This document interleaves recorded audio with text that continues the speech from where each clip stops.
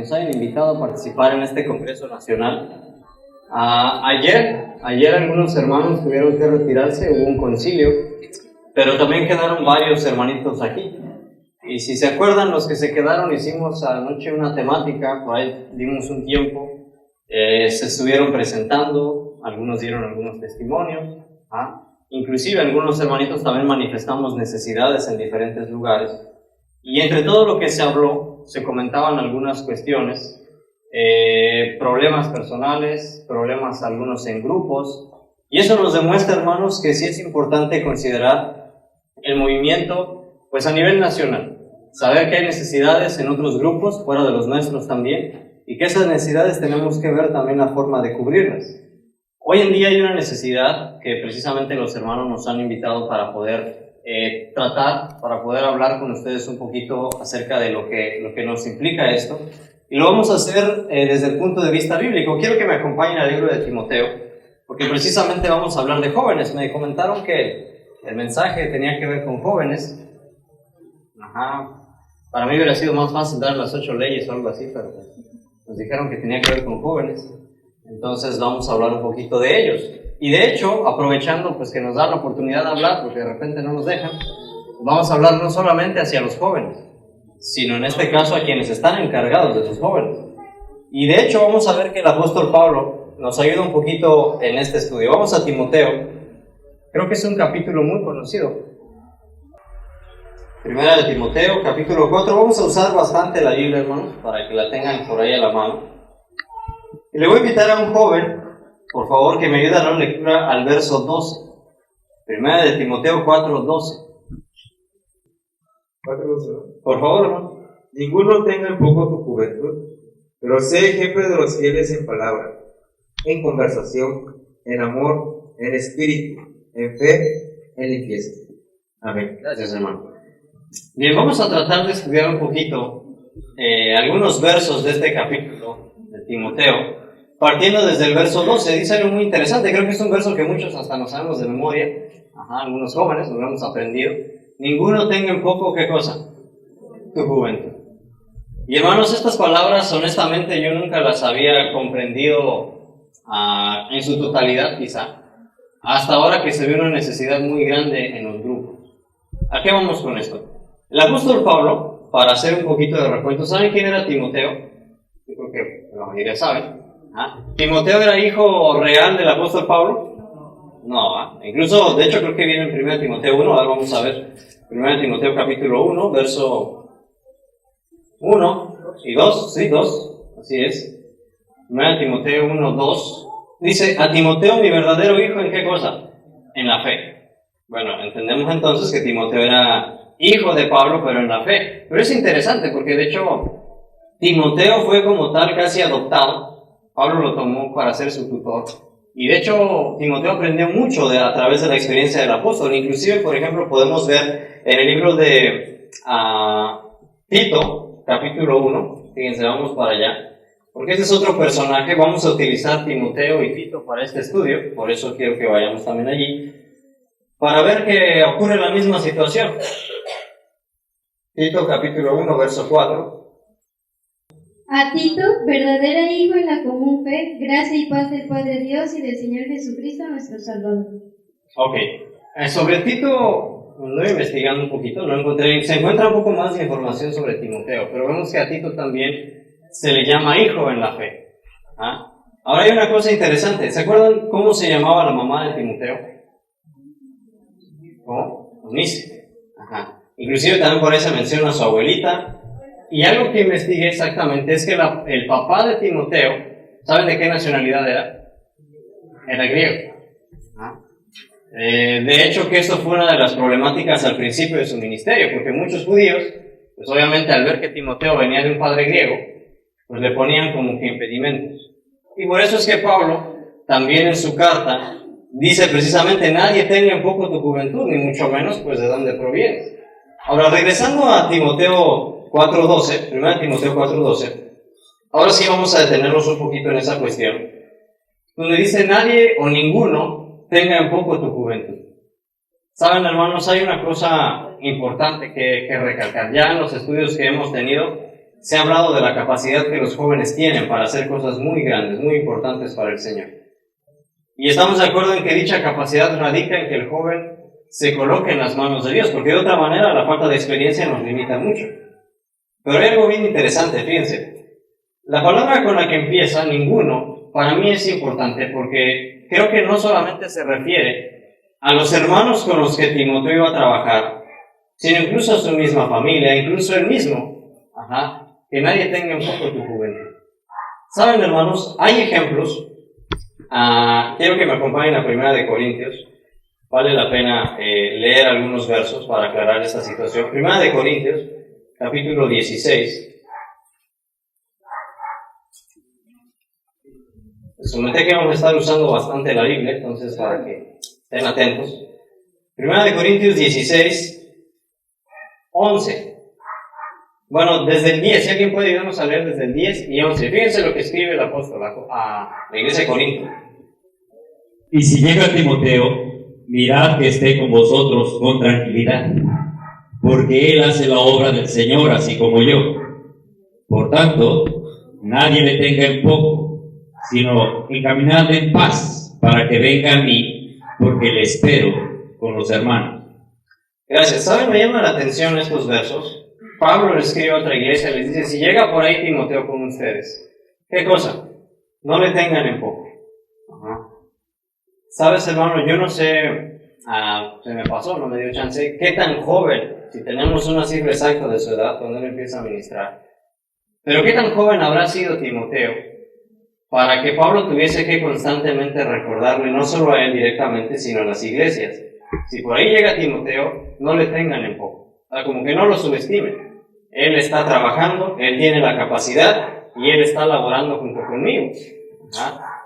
Sin duda, hermanos, que a lo mejor Pablo tiene que hacer esas exhortaciones porque quizá en alguna ocasión ya por ahí algo había sucedido con Timoteo. A lo mejor algunos hermanos lo habían rechazado, alguien lo había tenido en menos. Pero llama la atención que el apóstol hace esas referencias. Y saben, hermanos, eso tiene mucho que ver con algo en particular. Quiero que me acompañen, por ejemplo, al libro de Samuel. Vamos allá. Vamos a ver el caso de un muchacho que atravesó una situación muy similar. Primera de Samuel 16. Sí, vamos a leer el versículo, podemos leer desde el versículo número 1. Dice, y Jehová le dijo a Samuel, ¿hasta cuándo tú has de llorar por Saúl, habiéndolo yo desechado para que no reine sobre Israel? Llena tu cuerno de aceite y ven, y yo te enviaré a Isaí de Belén, porque de sus hijos me he provisto de rey. Y dijo Samuel, ¿cómo iré si Saúl lo entendiera y me matará? Jehová respondió, toma contigo una becerra de la vacada y di, he venido a ofrecer sacrificio a Jehová. Bueno, ustedes creo que conocen la historia, de alguna vez la hemos leído. Samuel es enviado para escoger al nuevo rey de Israel, para ungirlo, y es enviado a la casa de Isaí. Ahora, en lo que nos vamos a enfocar a partir del verso número 6, dice, 5, y él respondió, si vengo a ofrecer sacrificio a Jehová, santificaos y venid conmigo al sacrificio. Y santificando él a Isaí y a sus hijos, los llamó al sacrificio. Aconteció que cuando ellos vinieron, él vio a Eliab, y dijo, de cierto delante de Jehová estás ungido. Y Jehová respondió a Samuel, no mires a su parecer, ni a lo grande de su estatura, porque yo lo he rechazado. Porque Jehová no mira lo que mira el hombre, porque el hombre mira lo que está delante de ¿qué? De sus ojos, pero Jehová mira ¿qué cosa? Saben, aquí hay dos aspectos importantes. ¿Cuántos hijos teníais ahí? ¿Se acuerdan? Por ahí lo mencionan. ¿Cuántos pasaron delante de Samuel? Dice que primero llegó Eliab, luego Abinadab, luego llegó Sama, después llegó, dice el verso 10, hizo pasar Isaí a 7 de sus hijos delante de Samuel, pero Samuel le dijo a Isaí, Jehová no ha elegido ¿qué? A este. Ahora, quedaba uno, ¿se acuerdan? Que era David. ¿David dónde estaba en ese momento? Pastoreando. Fíjate, me llama la atención, leí un poquito de Patriarcas y Profetas, donde la sierva del Señor habla de ello. Dice que cuando llega el profeta, Isaí llama a sus hijos, pero obviamente alguien tenía que quedarse a cuidar las ovejas. Entonces Isaí, como que echando un ojo a los hijos rapidito, dice, bueno, pues que se quede David, porque pues es el menor, no creo que lo elijan a él, este es el primogénito, y bueno, entonces se van los mayores, los 7 primeros. Y pues David se queda tranquilo, porque en realidad ni siquiera sabían a qué iba Samuel. Ajá. Pero curiosamente, hermanos, vemos lo que Dios le indica a Samuel. Dios dice, no ve lo que está delante de nuestros ojos. Él ve qué cosa, el corazón. Y al final, si se dan cuenta en la historia, es Samuel quien le pregunta a Isaí, oye, ¿y son todos? No, pues me falta uno. Ah, pues llámalo. ¿Saben? Hay algo interesante, hermano. Y aquí podemos ya a ir aterrizando. Hoy en día hay una necesidad muy importante dentro de los grupos. Resulta que nosotros tenemos muchos jóvenes capaces, muchos jóvenes que tienen algún don, algún talento. Pero desafortunadamente, a veces nosotros, ya sea igual que Isaí o al igual que las iglesias que en algún momento podían ponerle barreras a Timoteo, miramos lo que está delante de nuestros ojos y no lo que el Señor mira. ¿A qué me refiero con esto? ¿Sabes, hermano? Dice un dicho que nadie es profeta en su propia ¿qué? Su propia tierra. Jesús mismo lo dijo, ¿no? Nadie es profeta en su propia tierra. Pero ¿sabes algo bien triste? Y podemos hablarlo así. Resulta que hay diferentes zonas en las que hay muchos jóvenes capacitados para obrar. Vamos a poner un ejemplo, médicos misioneros. Hermano Neftalí, ¿de dónde es usted? Por poner un ejemplo. De Chiapas. El hermano Neftalí es de Chiapas. Los grupos de Chiapas saben que en Chiapas hay un hermano llamado Neftalí que es médico misionero. Pero resulta que los hermanos quieren hacer una brigada.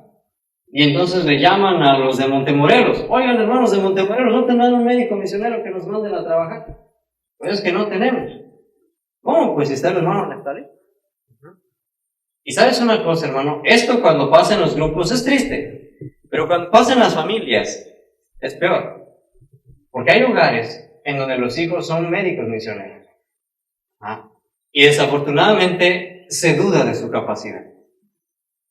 Ellos han invertido tiempo en estudiar, tomaron algún curso, se capacitaron, estudiaron, pero de repente surge, vamos a hacer una brigada en Toluca. Hijo, es que aquí no hay médicos capacitados, vamos a llamar de Chiapas, de Monterrey, de Oaxaca. Y esos jóvenes, hermano, que están en esa zona local, a lo mejor no nos damos cuenta, pero sienten rechazo. Sienten rechazo. Y no sabemos hasta qué punto aplique pues ese dicho, ¿verdad? Nadie es profeta en su propia tierra. Pero lo que sí es cierto es que vemos que Pablo era claro. Nadie tenga en poco tu ¿qué? Tu juventud. O sea, ni tu grupo, ni tu familia, ni tú mismo. ¿Saben? Hay un ejemplo bien interesante. Más adelante, de hecho, hablando precisamente de David, vamos a leerlo de 1 Samuel 17. Fíjense, vamos adelante. Y aquí hay algo bien interesante. Fíjate cómo David, yo me llama la atención en la vida de David, porque pareciera que desde que empezó su ungimiento, como que las cosas no estaban de su lado. Dice el capítulo 17, vamos a leer el versículo... bueno, creo que conocen la historia para no llevarnos mucho tiempo. Básicamente el capítulo 17 nos habla del encuentro con Goliat. Creo que todos conocemos la historia de sobra. Y fíjense lo que dice, por ejemplo, adelante el versículo número 12. 1 Samuel 17, 12. Dice, y David era hijo de aquel hombre, efrateo de Belén de Judá, cuyo nombre era Isaí, el cual tenía 8 hijos. Y en el tiempo de Saúl este hombre era viejo y de gran edad entre los hombres. Bueno, ahí está David en la historia. Ahora fíjense algo interesante. Vamos, hermanos, a 1 Samuel 17, versículo 32. Que aquí es cuando David se presenta con el rey. Fíjense lo curioso de la historia. Pongan atención. 1 Samuel 17, 32.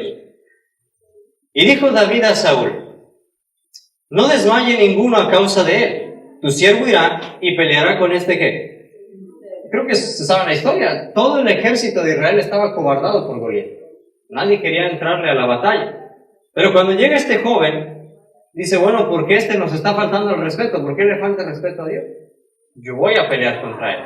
Pero fíjate lo que dice el verso 33. Y dijo Saúl a David, no podrás tú ir contra aquel filisteo para pelear con él, porque tú eres ¿qué cosa? Un joven. ¿Y él es qué cosa? Un hombre de guerra desde su juventud. Naturalmente, hermanos, pues David la llevaba de perder. Él no tenía ningún currículum que presentar. No tenía experiencia en estrategias militares, no tenía absolutamente ningún conocimiento de guerra, más que defender borregos. Pero él quería defender el honor de su Dios. Y Saúl comete el mismo error que años atrás había cometido Samuel. Saúl mira lo que estaba frente a sus ojos y dice: es que tú eres un joven, no vas a poder. Y sin embargo, David no se amedrenta, sino que él sigue firme. Fíjate lo que dice el verso 34. David respondió y le dijo a Saúl: tu siervo era pastor de las ovejas de su padre, y cuando venía un león o un oso y tomaba algún cordero del rebaño, yo salía tras él y lo hería y lo libraba de su boca. Y si se levantaba contra mí, yo lo tomaba por la quijada y lo hería y lo mataba. Tu siervo mató tanto al león como al oso, y este filisteo incircunciso será como uno de ellos, porque ha provocado al ejército del Dios viviente. Pon atención, hermano. ¿David está confiando en su capacidad para pelear contra Goliat? No. Él desde un principio dice: efectivamente, yo lo único que sé es defender borregos y matar osos a pedradas. Pero este filisteo está retando a Dios. Y no podemos quedarnos de brazos cruzados. Y fíjate, hermano, lo que sigue diciendo el verso 37. Y añadió David: Jehová me ha librado de las garras del león y de las garras del oso. Él también me librará de la mano de este filisteo. Y dijo Saúl a David: ve, ¿y qué cosa? Que Jehová sea contigo. Al final, Saúl vio que no iba a convencer a David de que se echara para atrás. Y dijo: pues bueno, no tenemos nada que perder. No, si te mueres, no perdemos ningún soldado importante. Y entonces, fíjate, hermano, dice la historia que David va y... versículo 38, ¿cierto? Dice: y Saúl vistió a David de sus ropas, y puso sobre su cabeza un casco de bronce, y le armó ¿con qué? Con coraza. Y ciñó David su espada sobre sus vestiduras, y probó a andar, porque nunca las había probado. Y dijo David a Saúl: yo no puedo andar con esto, porque nunca, ¿qué cosa? Lo practiqué. Y David echó de sí aquellas cosas. Fíjate la escena. O sea, Saúl estaba preocupado por él. Y le dice: llévate mi coraza, mi casco, mi espada. Saúl, pues, desde que se presenta Saúl, cuando lo eligen como rey, la Biblia nos dice que era un hombre grande, robusto, fuerte. Y pues David, hermanos, pues era David, ¿no? Aun cuando históricamente no era tan chaparrito, pues era un joven. No tenía la misma fuerza que Saúl. Y entonces lo interesante es que cuando le ponen la ropa, él ni siquiera puede caminar. Le queda grande el traje, como decimos vulgarmente. No puede. Y él prefiere quitárselo y dice: yo voy así. ¿Con qué? Con mis piedras y con mi onda, que es lo que yo sé usar. Entonces fíjate, hermano, dice más adelante, versículo 42. Y cuando el filisteo miró y vio a David, ¿qué cosa pasó? Lo tuvo en poco, porque era un joven, y rubio y de hermoso parecer.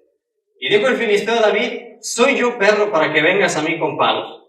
Y maldijo a David, ¿qué cosa? Por sus dioses. Y dijo luego el filisteo a David: ven a mí y daré tu carne a las aves del cielo y a las bestias del campo. Entonces dijo David al filisteo: tú vienes a mí con espada, lanza y escudo, pero yo vengo a ti en el nombre de Jehová de los ejércitos, el Dios de los escuadrones de Israel, que tú has provocado. ¿Sabes, hermano? En esta historia encontramos lecciones importantes. Resulta que David, nadie daba un peso por él. El mismo Saúl, el mismo ejército israelita, cuando lo ven llegar, dicen: pues, ¿qué va a hacer este muchacho? Sus hermanos, fíjate, porque obviamente David le cuenta a Saúl todas esas experiencias con el lobo, con el oso, con el león, ¿no? Y sin lugar a dudas que los hermanos de David conocían esas historias. Pero ellos tampoco daban un peso por su hermano. Bueno, a ver cómo le va. No intervienen. Mismo Goliat, cuando lo ve, dice: pues bueno, ¿tú qué vienes a hacer aquí? ¿Sí? Pero fíjate algo interesante. En todas esas ocasiones que David tuvo la oportunidad de echarse para atrás, se mantiene firme. Y él dice: yo no vengo a ti con espadas, con lanzas, yo vengo en el nombre de ¿quién? De Jehová de los ejércitos. Fíjate algo interesante, hermano. A veces resulta que nosotros, quizá retomando la historia y la experiencia de David, queremos enviar a nuestros jóvenes al campo de batalla con las mismas armas con las que nosotros hemos peleado por mucho tiempo. Yo no sé ustedes, pero muchos jóvenes los invitaron a predicar en este congreso. Hermano fulano, necesitamos que nos des un tema. Ahora los jóvenes tiemblan, hermano. Porque yo no sé si al menos alguien se haya tomado alguna vez la molestia de enseñarle a los jóvenes a hacer un tema estructurar una predicación, algo así. Y yo sé que pues eso a lo mejor la mayoría lo aprendemos, ahora sí que como decimos, cada quien se rasga con sus propias uñas, ¿no? Y el hecho de que los jóvenes estudien les ayuda. Pero sabes, hermano, me ha tocado toparme a veces con situaciones en las que los jóvenes con su escasa experiencia tratan de compartir algo y a veces terminan recibiendo la crítica de los demás. Que no sabe, no se preparó, no estudió, estaba nervioso. Pues ¿qué esperas, hermano? Los jóvenes todavía no están capacitados para cargar la coraza, la espada. Están aprendiendo. Pero ¿sabes algo interesante? Y es lo que a mí me llama mucho la atención de este relato. Que Saúl no le impidió a David entrar al campo de batalla. Estuvieron forcejeando y al final se lo permitió. Y hoy eso es muy importante para los jóvenes. Que se los involucre en las actividades y que se confíe en que también ellos pueden formar parte activa de este ministerio. Pero sabes, hermano, al menos para mí, o al menos para los jóvenes, porque de hecho, si este tema lo exponemos es porque muchos jóvenes nos han platicado esta inconformidad. Precisamente es esa la situación. Cuando se requiere su ayuda, a veces los últimos en confiar en ellos somos los amigos, somos la familia o somos el grupo local.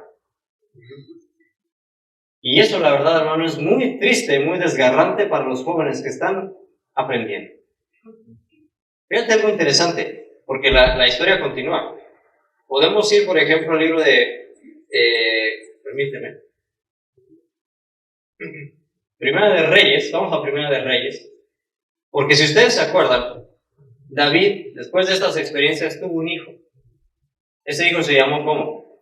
Fue rey de Israel también, Salomón. Fíjense lo que hay de interesante en la vida de Salomón. Creo que conocemos pues algunos de los fracasos de este hombre, pero si bien es cierto, también hubo algunas cosas que recalcar. Primera de Reyes, capítulo 3, verso 7. Fíjate algo interesante, hermano. Primera de Reyes 3, 7 al 12. Dice así: Ahora pues, Jehová Dios mío, tú has puesto a mí, tu siervo, por rey en lugar de David mi padre. Y yo no soy sino, ¿qué cosa? Sino un joven. Y no sé cómo entrar ni salir. Y tu siervo está en medio de tu pueblo al cual tú elegiste. Un pueblo grande, que no se puede contar ni numerar por su multitud. Da pues a tu siervo, ¿qué cosa? Un corazón entendido para juzgar a tu pueblo, para discernir entre lo bueno y lo malo. Porque ¿quién podrá gobernar tu pueblo tan grande? Y agradó delante del Señor que Salomón pidiese esto. Es un relato que hemos leído. Cuando Dios le ofrece a Salomón lo que él quiera, él decide pedir algo que, bueno, honestamente, quién sabe si nosotros hubiéramos pedido, ¿no? Sabiduría. Pero sabes una cosa, Salomón comprendía su incapacidad. Y yo quiero que tú sepas, hermano, que la mayoría de los jóvenes comprendemos nuestra incapacidad. Igual que Salomón sabemos que tenemos limitaciones. Pero sabes una cosa, Salomón, cuando decía, bueno, es que yo soy solo un niño, no se estaba echando para atrás. Él no decía, yo soy joven, no puedo, mejor escoge a otro. Decía, Señor, yo soy joven, tengo limitaciones, pero si tú me ayudas, yo puedo hacer lo que tú me estás encomendando. Ese era el secreto en el éxito de Salomón en su principio. Y aquí influyen dos factores. Por un lado, que los jóvenes estén en la misma disposición de confiar no en su capacidad, sino en Dios que los ayuda. Y por otro lado, que esos jóvenes tengan el respaldo de sus tutores. Es importante. Ahora, si bien es cierto, dice, por ejemplo, también más adelante encontramos otro relato. Yo creo que ustedes han leído la historia de Jeremías, el libro de Jeremías capítulo 1. Esto para beneficio de los jóvenes, hermanos, porque muchos jóvenes, yo creo que cuando nos invitan a dar un especial, a cantar, a dar un tema, en más de una ocasión nos hemos sentido como Salomón, como Jeremías. Y es natural, ellos mismos también lo sintieron. Pero sabes, hermano, fíjate, dice Jeremías capítulo 1, versículo 4, vino pues palabra de Jehová a mí, diciendo, antes que te formase en el vientre te conocí, y antes que salieses de la matriz te santifiqué, y te di por profeta a las naciones. Mas yo dije, oh Señor Jehová, he aquí que yo no sé hablar, porque apenas soy un niño. Y me dijo Jehová, no digas soy un niño, Porque a todo lo que yo te envíe, ¿qué cosa? Irás. Y dirás todo lo que yo te mando. Y dice más adelante, no temas delante de ellos, porque yo estoy contigo para librarte, dice Jehová. Y extendió Jehová su mano y tocó mi boca, y me dijo Jehová, he aquí he puesto mis palabras en tu boca. ¿Sabes, hermano? Jeremías, cuando fue llamado al ministerio profético, igualmente la sierva del Señor dice que era muy joven. Él tiene miedo. Yo no sé hablar, Señor. ¿Por qué me eliges a mí? Soy un niño, habiendo otros más experimentados. Pero el Señor lo reprende y dice, no digas soy un niño, porque tú puedes hacer lo que yo te estoy encomendando. Yo soy quien va a hablar por ti. ¿Sabes, hermano? Y es bien interesante, porque a partir de aquí Jeremías comienza un ministerio muy difícil. Un ministerio en el cual él sufrió bastante, pero en el cual ayudó muchísimo al pueblo de Israel. Y sabes, hay una cosa muy importante. Resulta ser que esas limitaciones a veces son compartidas con los jóvenes hoy. Algunos no tenemos el don del habla, de la expresión. Algunos, como podrán darse cuenta, hermanos, con sinceridad, temblamos al frente, las palabras se nos revuelven y ya después no sabemos ni qué estamos diciendo. Estamos aprendiendo. Pero es mucho mejor que haya alguien, en este caso fue Dios mismo, quien dijo, ¿sabes qué? Yo te voy a ayudar, yo voy a poner mis palabras en tu boca. Ahora debería de haber instrumentos que digan, ¿sabes qué, hermano? Pues bueno, te cuesta un poquito la expresión, te voy a ayudar, te voy a dar unos tips para que puedas expresarte mejor. Yo no sé si algún joven ha recibido alguna asesoría de ese tipo. Pero a veces por falta de ello, los jóvenes son nerviosos y cuando los invitan a participar, no quiero, no puedo. Y hermanos, pues se supone que el Congreso, la temática es la unidad. No podemos ser adultos unidos y jóvenes pues, por ahí desunidos, ¿no? Es una unidad completa. Y es precisamente lo que hablamos. Fíjense qué interesante era que Pablo constantemente amonestaba sobre esta cuestión. Ahora, retomando Timoteo, quiero que regresemos tantito a Timoteo. Fíjense un poquito más adelante. 1 Timoteo capítulo 1, verso 12, porque aquí viene una cosa un tanto interesante para los jóvenes. El verso decía, ninguno tenga en poco tu juventud. Hemos entendido, hermanos, al menos yo les quiero hacer una invitación a los padres, a los grupos locales. Si ustedes tienen jóvenes, médicos, músicos, no sé, el don que los jóvenes en su grupo tengan, no los hagan a un lado. Utilicen esos dones. ¿Sabes, hermano? Hay algo importante que mencionar. Algunos hermanos a veces nos hablan por teléfono. Oye, hermano, esto que me ayudes con esto, algunas dudas con referencia a la salud. Y una vez es lo poquito que sabemos, se los compartimos. Por ahí el hermano Eliseo, el hermano de aquí también, se me olvidó el nombre del papá de Jonah, por ahí anda, hermano, sí. Hermano Alejandro, algunos otros hermanos a veces nos buscan para pedir consejo. Y luego el hermano nos regaña, oye, es que no me contestas. ¿Sí? Hermanos, ¿saben qué? Les voy a ser sincero, les voy a hacer una confesión. A veces un servidor no les contesta en particular porque yo sé que a veces hay grupos en los que hay médicos misioneros. Y me llaman para decirle, hermano, ¿cómo le bajo la presión a mi abuelita? Bueno, hermano, es que tu hijo estudió. Pregúntale. ¿Por qué te auxilias de otros y has deshonrado a tus hijos? Y el día de mañana esos hijos entran en depresiones, entran en crisis. Te lo digo porque son muchos ya los jóvenes que se han acercado a los cursos que hemos tenido y dicen, es que, ¿de qué sirve estudiar si nunca me usan? Si siempre se van con los mismos. Entonces, y ese es el problema, es lo que decíamos con David. David no contaba con la experiencia militar y fue utilizado por Dios, porque puso a Dios en primer lugar. Y saben, jóvenes, en este caso, el mensaje es para los dos grupos. Porque cuando Pablo sigue hablando a Timoteo, le dice, ninguno tenga en poco tu juventud, sino sé ejemplo. Cosa un tanto interesante para los jóvenes. Dice, sé ejemplo de los creyentes, en palabra, en conversación, en caridad, en espíritu, en fe, ¿y en qué más? En pureza.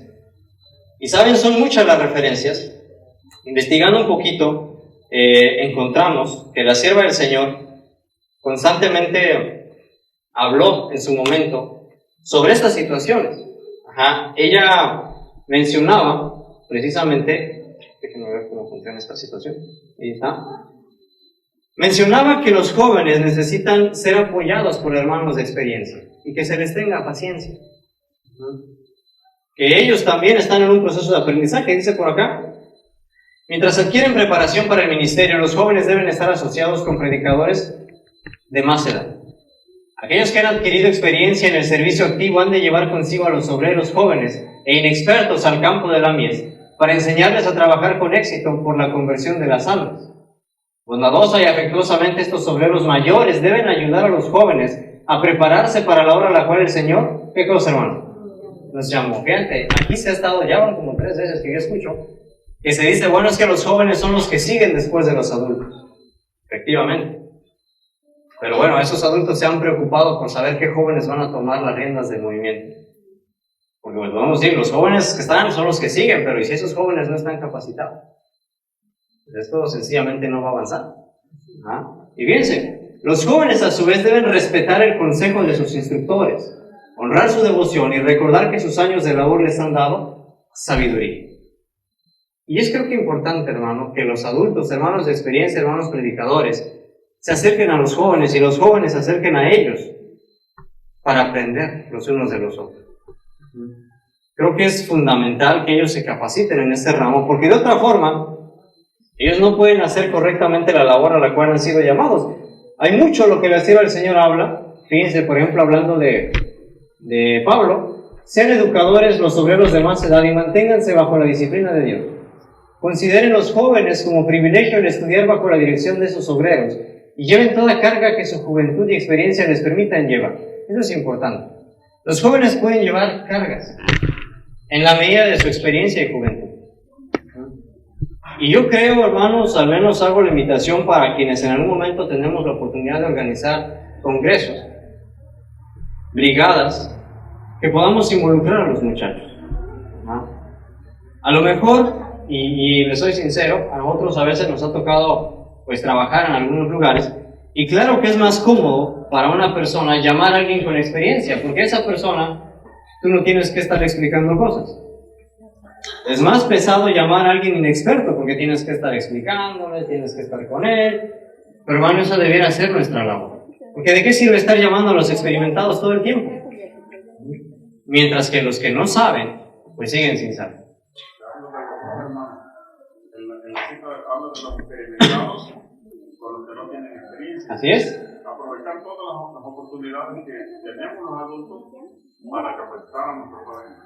Y fíjense, incluso habla de Elías, dice, así educaba Elías a los jóvenes de Israel en las escuelas de los profetas. Y los jóvenes han de recibir hoy una educación similar. No es posible hacer recomendaciones en detalle en cuanto a la parte que los jóvenes deben desempeñar, pero deben ser instruidos fielmente por los obreros de más edad y enseñados a mirar a aquel que es el autor y consumador de nuestra fe. En el congreso de jóvenes que tuvimos, esa era una de las mayores inquietudes de los muchachos. Hermano, es que nos llaman a dar temas, nos llaman a dirigir cantos, nos llaman a hacer cosas, pero nunca nadie se ha molestado en explicarnos cómo le hago. Cómo explicar un versículo, cómo citar a la sierva del Señor, cosas como esas. Para algunos, hermano, a lo mejor nos parece algo, pues eso qué, ¿no? Nomás es un tema y ya. Pero hermanos, hay otros que no podemos, no tenemos los mismos dones. Y a veces ese es nuestro problema, que como creemos que todos van a nuestro nivel, no nos tomamos la molestia de explicarles a ellos que vienen atrás de nosotros. Fíjense lo interesante. El apóstol Pablo veía la importancia de educar obreros más jóvenes. Después de hacer una gira misionera, él y Bernabé volvieron sobre sus pasos y visitaron las iglesias que habían levantado, eligiendo hombres que pudiesen unirse a ellos, a fin de prepararse para la hora de proclamar el Evangelio. Inclusive, no vamos a leer estas otras dos, todas, pero habla precisamente de que una de las cosas que hacía Pablo no solamente era instruir a través de cartas a las iglesias, sino que él se enfocaba también en los jóvenes. Involucraba a Timoteo, involucraba a Tito. Daba sus recomendaciones, ¿saben qué? No los hagan a un lado. No esperen a que esté yo. Timoteo los puede instruir. ¿Sabes, hermano? Es una cosa, la verdad es una responsabilidad grande para los jóvenes. Porque dice allí, tienes que ser ejemplo en palabra, en conversación, en pureza, en caridad. El apóstol Pablo, ya en otras de sus epístolas, explica en particular todos esos detalles. Y quiero nada más citar rápido porque el tiempo se nos está yendo. Dice, Pablo insta a Timoteo a meditar en aquellas cosas que son puras y excelentes, para que su progreso fuese manifestado a todos. Los hombres del siglo presente necesitan en gran manera el mismo consejo. Ruego a nuestros obreros que vean cuán necesario es que haya pureza en todo pensamiento y en todo acto. Tenemos una responsabilidad individual ante Dios, una obra individual que nadie puede hacer por nosotros, a saber, la de luchar por mejorar al mundo. Aunque debemos cultivar la sociabilidad, no lo hagamos meramente para divertirnos, sino con un propósito más elevado. Eso fue una de las cosas que se procuraron hacer durante el Congreso de Jóvenes. Fomentar la sociabilidad, pero no por diversión nada más. Con el propósito de aprender, de ayudarnos unos a otros. Y sabes, hermano, esto a mí en particular me es de vital importancia, porque efectivamente cada uno de nosotros tenemos, como dice la sierva del Señor, que vivir en la norma de pureza que Dios nos ha establecido. Pero si para ustedes, hermanos adultos, es complicado ese aspecto, para los jóvenes es el doble o el triple. Y eso es precisamente el riesgo que hay. ¿Sabes, hermano? Algo que es muy importante es cómo Pablo, con su ejemplo, educaba a Timoteo.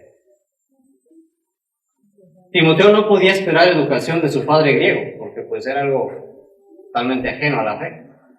Pero Pablo sí le enseñaba cómo debía comportarse. Hoy en día, la exhortación es a los padres, que con su ejemplo puedan instruir a los jóvenes. Y eso es un reto muy complicado, tanto para jóvenes como para adultos. ¿Por qué? ¿Sabes, hermano? Hablábamos hace rato del miedo de los jóvenes. Muchas veces, irónicamente, cuando llegan a invitar, por ejemplo, no sé, el hermano Pedro, ¿no? Poner un ejemplo, hermanito Pedro. Necesitamos que nos apoye con un tema en el Congreso de Montemorelos. No, hermano, yo no puedo, yo no sé nada. Bueno, el hermano pone sus argumentos, claro, está en su derecho. Pero de repente invitamos al hermano Angelito, hermano Ángel, apóyanos con un tema. Y como el hermano Ángel vio que su papá pues no le entró, ¿qué dice el hermano Ángel? No, yo tampoco. Ajá. Y curiosamente a veces utilizan los mismos argumentos que los padres, ¿verdad? No, y te lo digo, hermano, porque ya nos tocó toparlos, ¿no? Entonces, es a lo que vamos con el ejemplo. Si los padres no se involucran en la obra, si los padres no son consagrados, ¿cómo puedes exigir que tu hijo lo sea? No. O sea, a veces los padres nos afligimos porque vemos que los hijos son groseros, están fuera de la casa, pero tenemos que ir con el ejemplo por delante. Y otra cosa importante, comprender lo que decía ahí, que los hijos también tienen que ser en este aspecto prudentes. Tienen que comprender los jóvenes, tenemos que comprender que nuestros padres igual tienen sus errores y que no son perfectos. Y que no podemos imitar todo el carácter de ellos, o al menos no imitar sus errores. Porque de otra manera es una repetidera de cuestión. Una cosa, hablando de la pureza, la sierva del Señor desarrolla todo un capítulo para hablar de la pureza que tiene que ver con pensamientos, con sexualidad incluso. Pero también habla acerca de la pureza de la boca. Y cita a Santiago. La lengua, dice, es como un fuego. Y el que la domina, pues ha dominado todo. ¿Sabes, hermano? Eso también es importante. Yo les invito a que no fomentemos en los jóvenes espíritu de rencilla, espíritu de crítica. Porque a veces, desafortunadamente, sucede que los hermanos adultos se les va 2 o 3 horas hablando mal de alguna otra persona, de algún otro hermano, y los jóvenes escuchan e imitan. Y a rato los jóvenes hacen lo mismo. Es que fulano, son payasos, igual. Eso, hermanos, se va dando vueltas y vueltas y vueltas. Y entonces luego nos preguntamos, ¿por qué no hay unidad? No. El mensaje se daba porque se buscaba unidad, y es precisamente lo que tenemos que evitar. Creo que hay cuestiones que no debieran de ser tratadas frente a los jóvenes. Ser prudentes con ellos. Tener ese cuidado. Ahora, fíjense una cosa importante. Más adelante el capítulo dice, para seguir avanzando, el verso 13. Entre tanto que vengo, jóvenes, porque esto ya es específicamente para los jóvenes, ocúpate en la lectura, la exhortación y ¿qué cosa? ¿Te das cuenta, hermano? Ocúpate en la lectura. ¿Qué más? ¿La qué? Exhortación. ¿Qué es exhortación? ¿Alguien me puede ayudar con la definición de exhortación? Exhortación. Todos saben, opinen, no se peleen. ¿Cómo qué, hermana, perdón? Animar, dar a conocer algo. ¿Alguien más tiene otro concepto de exhortación? Tenemos que exhortar al hermano. ¿Qué queremos decir con eso? Darle un consejo, llamar la atención. ¿Qué opinan? Por acá nadie habla. ¿Están durmiendo o qué? Exhortación. A ver, hermanos.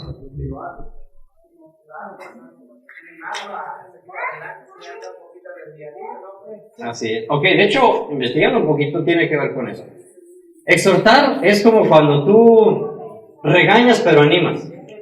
Sí, como que quieres pulir alguna situación, pero no meramente con el afán de hacer mal a la persona, sino animarlo a seguir adelante a pesar de su error cometido. ¿Ah? Y sabes una cosa, eso es importante, porque a Timoteo se le dice, exhorta a la iglesia. Obviamente, hermano, esa iglesia, al menos en Corinto, donde también se da la exhortación y otras más, había hermanos adultos que probablemente se sentían mejor capacitados que Timoteo. Pero Pablo le dice a él, ¿sabes qué? Tú tienes que exhortar. Y muchos jóvenes me han dicho, es que yo, ¿cómo le voy a llamar la atención a los adultos? ¿No? ¿Cómo? Pues si yo no tengo experiencia, pues yo soy joven, no me van a hacer caso. Pero fíjate lo interesante, Pablo llamó a Timoteo a exhortar. ¿Por qué es importante, hermano? A veces los jóvenes tienen una, no sé si es ventaja o defecto, pero los jóvenes son muy observadores. Algunos dicen metiches, ¿no? Yo creo que observadores.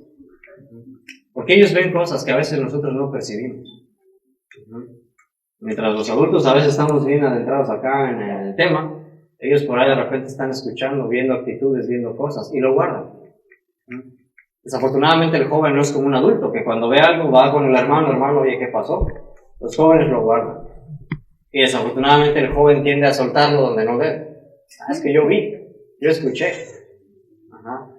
Eso es un error que usted debe de guardarse. Porque lejos de ayudar, perjudicamos a la causa. Ya una vez por ahí en Toluca hablábamos de que los jóvenes deben de cuidar a sus tutores, a sus mentores y a sus líderes. Ajá. Y sabes, hermano, dice más adelante, preocúpate en la lectura y la enseñanza. Con referencia a la lectura, quiero aquí especificar algo ya específicamente para los jóvenes, porque también nos toca a veces toparnos con ello. La sierva del Señor es clara.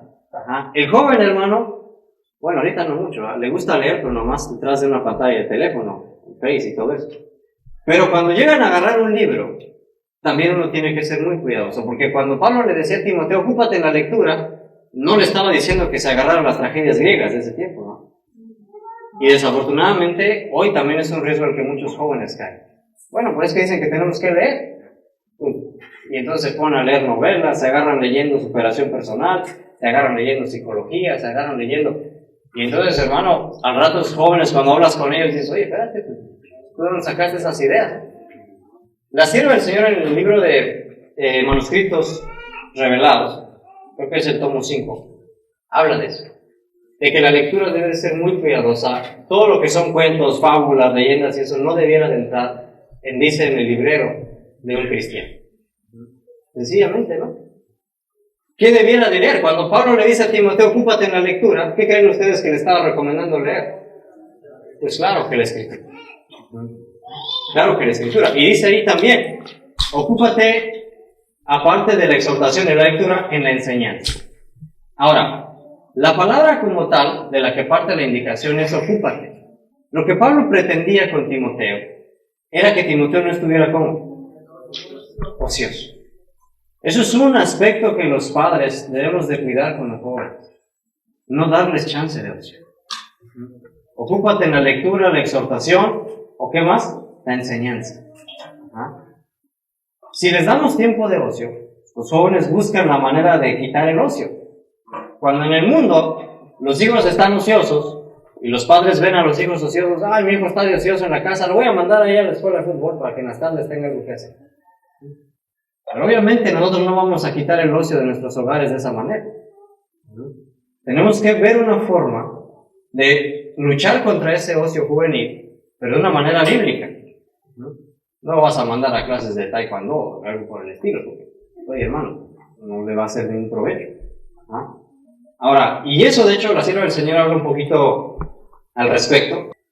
Una de las salvaguardias más seguras contra el mal es la ocupación útil, mientras que la ociosidad es una de las mayores maldiciones, porque el vicio, el crimen y la pobreza siguen en su estela. Los que están siempre ocupados, que atienden alegremente sus tareas diarias, son los miembros útiles de la sociedad. Por el cumplimiento fiel de los deberes que hayan en su senda, hacen que su vida los beneficie a ellos mismos y a otros. El trabajo diligente los guarda de muchas de las trampas de aquel que haya siempre alguna mala ocupación para las manos ociosas. Y hermano, ¿sabes cuál es el riesgo? Que hoy en día los jóvenes ya no necesitan salir de su casa para aventarse 3 horas de ocio. Basta con sentarse un rato en el sillón, encerrarse en su cuarto. Y olvídate, mientras tengan batería se les va la vida hasta que se acabe. Hermano, eso es otro riesgo, porque usted y yo sabemos, creo que algunos adultos que por ahí manejan el Face, el WhatsApp, todo eso, ustedes han visto por experiencia que hay riesgos en las redes sociales. Y puedes estar leyendo por ahí algún estudio, algún tema en internet, pero nunca falta que el diablo mete las manos cochinas y sale alguna cosa que no es correcta. El cristiano sensato sabe que inmediatamente pues, te echas a correr como José. Pero el joven, que a veces no tiene esa experiencia, pues se va. Y al rato a lo mejor empezó leyendo algo pues bíblico y terminó, quién sabe, viendo no sé qué cosa. Hermanos, creo que sí es prudente que sepamos que es muy fácil que los hijos caigan en ocio, en cualquier ratito. En cualquier ratito. Y por ello vale la pena que estructuremos planes, los padres, para que tengamos a nuestros hijos involucrados en una actividad. Ahora, una cosa sí es cierta, hermano. Los hijos ciertamente tienen que formar parte activa en las labores del hogar. Eso es cierto. Tienen que ayudar a tender su cama, barrer, etc. Pero ojo también, no los agarres como criados nada más. Porque si los vas a tener nomás para hacer lo que a ti no te gusta hacer, a ver, bárrele, a ver, hazle aquí, a ver, hazle allá. Y al rato el joven, mamá, bueno, ya acabé el que hacer. Ahora ayúdame a leer un rato. Ay, no, qué flojera. Y entonces, a veces los padres sí queremos que los hijos estén a la orden, pero cuando el hijo nos pide, papá, necesito que me ayudes, quiero aprender inglés, quiero ayudar en un ministerio de grabación, quiero aprender música para tocar con el hermano Lalo. Ay, no es mucho dinero. Ay, no sé por qué te va a servir. Ay, no sé, no tenemos tiempo. Y entonces el joven agarra su teléfono y dice, bueno, pues entonces aquí me quedo. Y después hay problema, porque después el joven se siente solo. Porque después empieza a entrar en depresión. Es que no tengo conocidos, no tengo amigos. Pues ¿cómo va a tener más relación si no se lo permite? Hermano, ¿sabes una cosa? La amonestación creo que es clara. Las ocupaciones deben de ser dirigidas para hacer a los jóvenes hábiles, para servir en algo. No solamente es que aprendan a barrer, también de preferencia, ustedes saben que el modelo de Madison es enseñarles oficio. A lo mejor panadería, si saben cocinar, enséñenles a cocinar, hermanas. Yo les invito a todas las madres, con mucho amor, que les tengan paciencia a sus hijas en la cocina. Enséñenlas, llámenlas. ¿Sabes qué? Ven, te voy a enseñar a cocinar, para que si algún día esa hija sale, ella sabe cocinar. Igual a los varones también deben de aprender. Pero sabes, a veces nos pasa, porque igual hemos platicado, les digo, todos estos puntos se los traigo al pleno, porque fueron las problemáticas que los jóvenes expusieron en el Congreso. Porque precisamente esa es la situación, que a veces las hermanitas quieren entrar a la cocina, ay, no, sácate, tú no sabes, vas a quemar mis frijoles. Y entonces la niña, pues se va, y te repito lo mismo, como la mamá la corre, pues ella se va al teléfono, y al rato cuando le piden en el instituto, allá en Zitácuaro, ¿sabes qué, hermano, te toca hacer los frijoles? No sé. Entonces, vale la pena que si las madres saben algo útil, cocinar, coser, no sé, bordar, no sé cómo se le diga, enséñenle a las hijas. Si los padres saben de plomería, de cosas así, enséñenlo a los hijos. Porque pues me ha tocado, y yo me topé igual con hermanitos que A veces platicando con ellos me dicen, no hermano, pues es que yo le sé a la luz, yo le sé a la plomería, yo le sé a la albañilería, este hermano sabe todo. ¿Y su hijo, hermano? No, pues él no sabe nada. Oye. Entonces, son problemáticas, hermanos, reales, que los jóvenes a lo mejor no se los han manifestado a ustedes. Me dejaron la bolita y yo sé que me van a odiar. Pero esos jóvenes están pidiendo a gritos atención. Pero no una atención en la que nada más medio les diga, sí, sí te quiero, hijo, y échale ganas. No. Requieren que usted como padre esté dispuesto a desprenderse de su trabajo, de sus ocupaciones, para estar con sus hijos y ayudarlos. ¿Qué inquietudes tienen? Ajá. Y fíjate, bueno, terminamos, ya vamos terminando, dice el versículo 14. No descuides el don que está en ti, que te fue dado por profecía, con la imposición de las manos del presbítero. ¿Sabes, hermano? Yo investigué un poquito esta cuestión de la imposición de las manos, según el libro de Hechos. Era un acto que se hacía público, un acto público, en el cual a una persona, pues al frente de todo el pleno, se le imponían las manos, se le daba una bendición, y a partir de ese momento, la gente, el grupo sabía que ese hermano había sido designado para una labor en particular. Aquí hay muchos hermanitos, ya que hicieron el llamado, pasaron aquí varios hermanos, que tienen ya un ministerio en particular. Hermano Lalo, la música, por ejemplo, los hermanitos misioneros allá, médicos, ya los ubicamos, sabemos quiénes son. Hay que apoyarles en su ministerio. ¿Sí? Sabes, yo no sé ustedes, pero la verdad es que dicen que la mejor manera de aprender es a través de la experimentación. Y hermano, yo te pido que le ayudes a los jóvenes que están aprendiendo. Permítame, hermano. Esos jóvenes requieren también que los motivemos a trabajar. Si usted tiene una persona con alguna necesidad física, hablando específicamente de los médicos, no los hagas a un lado, involúcralo. Pregúntale. Porque esos jóvenes, si ustedes les cuestionan, se van a ver en la necesidad de aprender. Y a los jóvenes, pues ponte a estudiar, amigo, porque te van a cuestionar. Los adultos debieran, a lo mejor la hermanita Mari, que ya sabe un poquito, si ve que el hermanito, no sé, Jonah, ya estudió paramédico misionero, vale la pena que de repente le hagan una o otra pregunta, hermano, oye, ¿cómo le bajo la presión a un paciente que le subió la presión? La hermana a lo mejor ya lo sabe. Pero sabes, con esas preguntas tú pones a los hermanitos a trabajar. Caray, espérate, déjame acuerdo de todo lo que estudié. Involucremos. Si hay un paciente, si hay una necesidad. El primer lugar donde los jóvenes debieran empezar su trabajo es en los grupos locales. Pero yo me topo con sorpresas cuando veo que se hizo una brigada en Chiapas, pero los médicos eran de Monterrey. Le digo, caray, ¿cómo estuvo esa situación? Se hizo una brigada en, no sé, Toluca, pero los médicos eran de Chiapas. Pues hoy.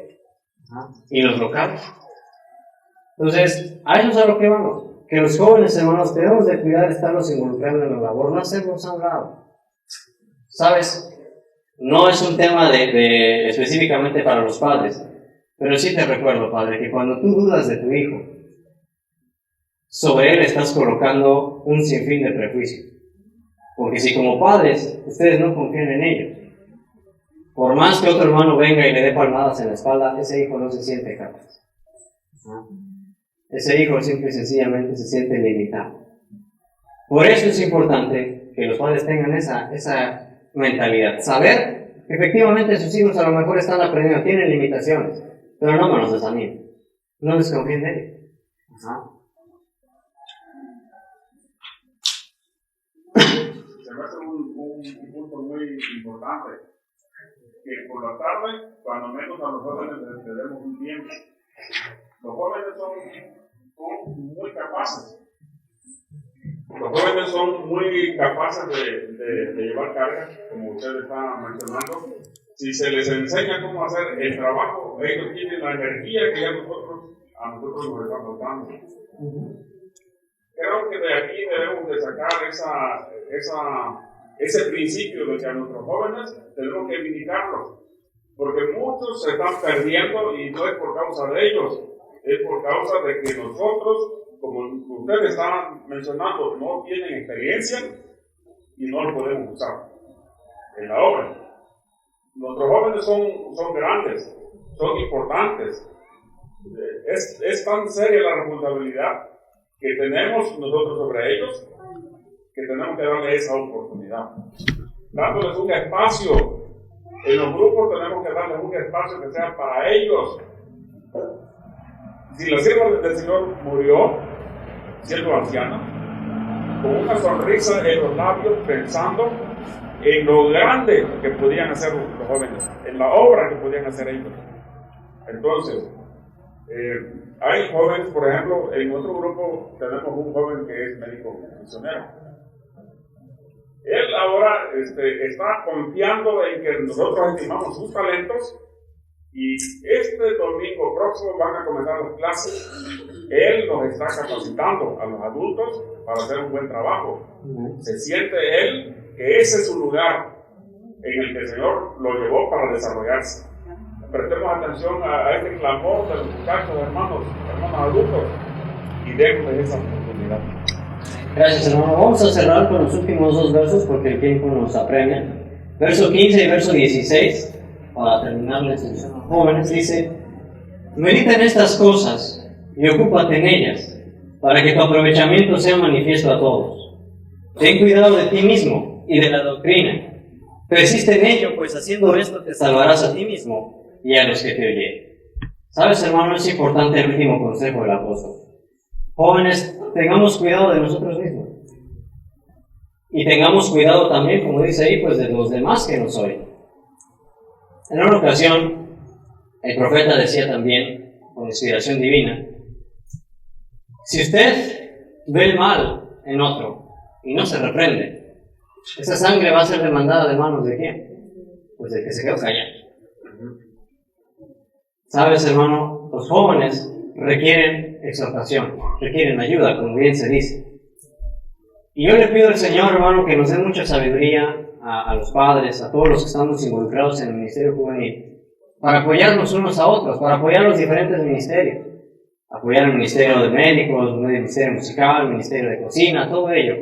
Y tener el equilibrio suficiente para no aminorar las capacidades de los jóvenes, pero tampoco inflar los de orgullo. ¿Y a eso qué vamos? Bueno, si usted se enfoca siempre en la misma persona, ese es el riesgo. Esa persona va a sentir, pues que siempre soy yo, no pueden con otro, yo soy el bueno. Pero si en este congreso llaman a un médico, en el siguiente congreso a otro, y así vamos dando oportunidades a varios diferentes, no va a haber ese sentimiento de superioridad. Y eso debiera ser importante. Por eso, decíamos al principio, no nos enfoquemos en solamente aquellos que ya tienen un poco de experiencia. Demos la oportunidad también a los que están aprendiendo. Obviamente habrá que ayudarles, pero también pueden poner su granito de arena. Dice al final, y quiero cerrarlo con un verso, nomás déjenme lo dijo. Primera de Corintios 9, vamos allá. Creo que también esos versos son bien conocidos. Capítulo 9, versículo 27, parece.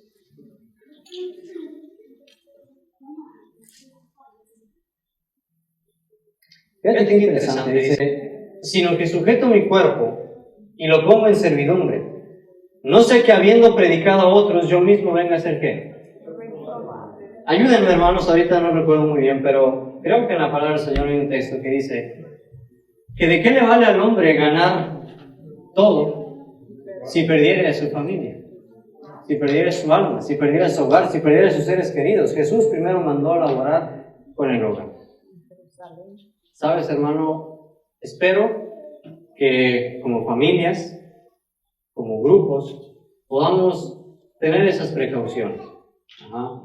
Orar al Señor, rogar que nos dé sabiduría, porque a lo mejor estamos logrando que se hagan brigadas grandes, que se hagan congresos, estamos involucrando hermanos de afuera, pero a lo mejor los hermanos locales no están desarrollando sus facultades. Creo que tenemos que ser equilibrados en ese sentido. Y como dice también lo último que aconsejaba el apóstol, Corintios 10 dice que piense estar firme, mire que no caiga. Los jóvenes pues están en ese proceso de aprendizaje y los adultos tenemos que cooperar. Ayudémosles, hermanos. Honestamente, le agradezco mucho a los hermanos que nos dieron la oportunidad de participar y más que desarrollar un estudio como tal, yo quería manifestarle al Pleno esas inconformidades, esos sentimientos de los jóvenes. Pero saben, es bueno, porque cuando los jóvenes manifiestan eso es porque ellos sí tienen anhelos de hacer cosas grandes. Si ellos se quedaran callados, pues yo estoy a gusto ahí en mi cuarto encerrado en el teléfono. No, hermano, tu hijo pide ayuda porque él sí quiere hacer algo. Por eso es que ellos manifiestan a veces sus inconformidades. Quiero trabajar, quiero salir a brigadas, quiero que me involucre. Y necesitan el apoyo de los padres. Y cuando digo apoyo, te decía, no me refiero a veces solo a una palmada en la espalda. Eso implica, tú lo sabes, hermano, a veces recurso económico y otras tantas cosas. Seamos conscientes, hermano. Mi deseo de oración es que si pretendemos ser un movimiento unido, recordemos que los jóvenes también son parte de esa unidad. La exhortación a Timoteo vale la pena que la estudiemos porque es doble, tanto para que los padres no tengan en poco la juventud de sus hijos y para que los jóvenes comprendan que Dios los ha llamado a consagrarse y alcanzar una norma mucho más elevada. Ojalá que podamos juntos buscar esa solución. Nosotros, de nuestra parte, queremos seguir realizando congresos para jóvenes específicamente, para tratar esos temas, para ayudarles a ellos a desarrollar sus habilidades. Pero esos congresos de jóvenes requieren de ayuda de hermanos experimentados. Y yo quisiera, más tarde, quizá ver hermanos dispuestos a decir, ¿sabes qué, hermano? Yo voy al congreso de jóvenes a enseñarles a hacer pan, a enseñarles a dar un tema, a enseñarles a hacer una investigación. Sería muy bueno. Decíamos ayer en el concilio, se trata no solamente de hablar, sino de ver soluciones. Hermanos, los jóvenes pueden hacer mucho, solamente hay que encauzarlo.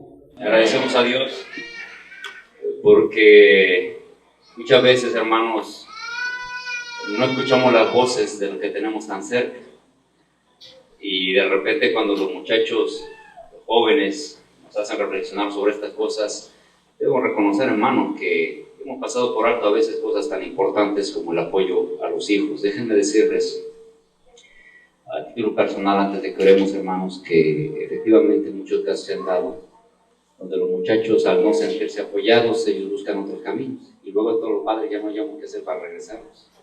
Pero es tarde, hermanos, porque cuando requieren el apoyo pues no se los dimos.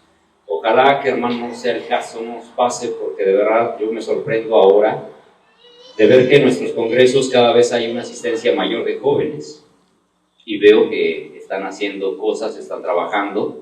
Me da gusto de muchachos, mi hermanito que ayer tuvo participación, me dice, estoy nervioso, voy empezando, así empieza uno, hermanos, y déjeme decirle que así pasan los años. Yo siempre he dicho, yo no sé por qué en esta parte los pantalones tiemblan y el calor se siente más intenso que haya sentado. Eso, hermanos, es algo común, pero, hermanos, gracias a Dios porque se nos presentan estos tipos de mensajes y ojalá, hermanos, podamos poner pues, prontamente manos a la obra en este sentido. Vamos a orar y vamos a hacer, para avisar, hermanos, con que continuamos. Vamos a pedirles, por favor, sean tan amables en acompañarnos para tener una palabra de oración.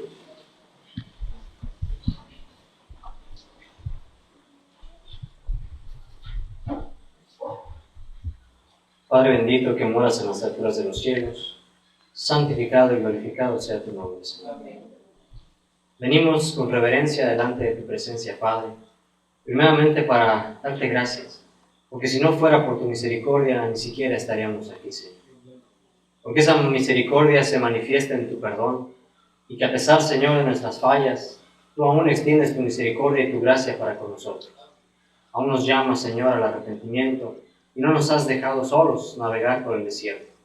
Padre, te rogamos que tu Santo Espíritu pueda tocar nuestro corazón, y como dijo aquel sabio, que nos quites este corazón de piedra y coloques un corazón de carne en cada uno de nosotros. Señor, dale sabiduría a los padres para poder saber cómo instruir a sus hijos. Dale sabiduría a los hermanos encargados de los ministerios juveniles para saber cómo involucrar a todos los jóvenes sin distinción y sabiendo que cada uno tiene facultades diferentes, habilidades diferentes, pero que, Señor, en unidad podemos trabajar mejor. Y también, Padre, te ruego que a los jóvenes mismos nos des un espíritu de humildad, que nos quites el orgullo, Señor, y a su vez también que nos permitas la capacidad de aceptar una reprensión de aceptar un consejo y de estar dispuestos, Señor, a ser diferentes, a vivir diferente y a entregar, Señor, nuestras vidas a ti. Te ruego, Padre, por favor, que sigas con nosotros en este congreso, que nos sigas instruyendo, que nos sigas capacitando, pero que, Señor, como dice tu palabra, pasemos de ser oidores a ser hacedores de la misma. Ayúdanos, Señor, a buscar soluciones. Que estas soluciones no se tengan que basar en la decisión que tome un conjunto, sino que esa decisión ya nazca en nuestra mente individual, Señor. Que sepamos qué es lo que vamos a hacer al regresar a casa y cómo tenemos que cooperar. Por favor, Señor, te rogamos por todos los muchachos desanimados, por todos aquellos que sienten un vacío, por aquellos que quizás sienten más atracción por estar en el mundo que por estar en tus caminos.